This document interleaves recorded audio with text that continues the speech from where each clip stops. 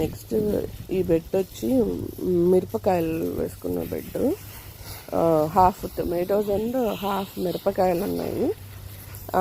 And చిక్కుడుకాయలు, బీరకాయలు ఈ బెడ్లో ఉంటాయి. ఇదేమో ఇండియన్ వెరైటీ ఆఫ్ చిల్లీ. ఈ చిల్లీ వెరైటీ పేరు గుర్తులేదండి.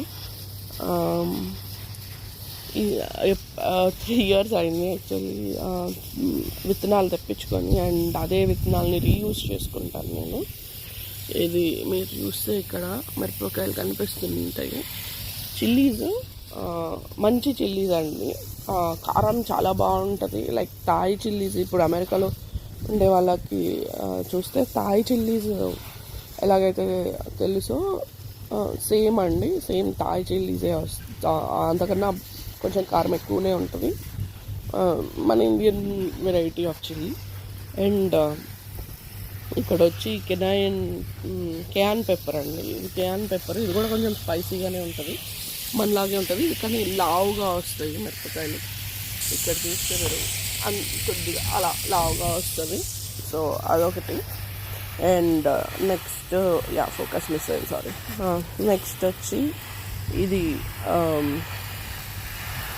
ఈ వెరైటీ వచ్చి షిషిటో పెప్పర్స్ అంటారు. అది బజ్జీలకి వాటికి కొద్దిగా బాగుంటుంది. షిషిటో పెప్పర్స్ అంటాము. ఇదొకటిని. ఈ వెనకాల క్యాప్సికమ్ చెట్టు ఉందండి. ఇక్కడ బెల్ పెప్పర్స్ అని పిలుస్తారు. గ్రీన్ బెల్ పెప్పర్ అది. ఫస్ట్ తెచ్చినప్పుడు రెడ్ బెల్ పెప్పర్ అనుకున్నాము, కానీ అది ఎన్ని రోజులకి రాలేదు. వచ్చిన తర్వాత కూడా దాని కలర్ మారలేదన్నమాట చాలా రోజులకి.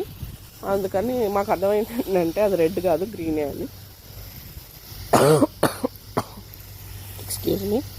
ఇదేమో బీరకాయ అండి. బీరకాయ ఇంకా అటుపక్క చిక్కుడుకాయ అటే రౌండ్ తిరిగి వస్తుంది, దీనికి పైకి పాకుతుంది. బట్ ఇన్ మీన్ టైము బీరకాయలు నేను లేట్ వేసాను ఈసారి. సో ఇప్పుడే వచ్చి పూలు పూస్తుంది, ఇంకా ఏ కాయలు రాలేదు. ఫస్ట్ టైం ప్రాబబ్లీ నేను అనుకుంటున్నాను ఇది నేతి బీరకాయ చెట్టాను. మొత్తం 3 వేస్తే ఒకటే వచ్చింది. ఆ ఒక్కట్లో ఏది బీరకాయ అని తెలీదు, చూద్దాం ఏదవుతుందో. అండ్ అగైన్ ఇది మల్లెపూలు చెప్పాను కదండి, ఇది గుండు మల్లి పెద్దగా వస్తాయి. మొగ్గలు అయితే చాలా పెద్ద పెద్దగా కనిపిస్తాయి, బాగా హెల్దీగా వస్తాయండి. ఇంకా వింటర్ రాగానే మొత్తం ట్రిమ్ చేసి లోపల పెట్టేస్తా. బట్ సమ్మర్ అంతా అసలు దీని దగ్గర నిలబడితే చాలా ఎంత మంచి వాసన వస్తుందో.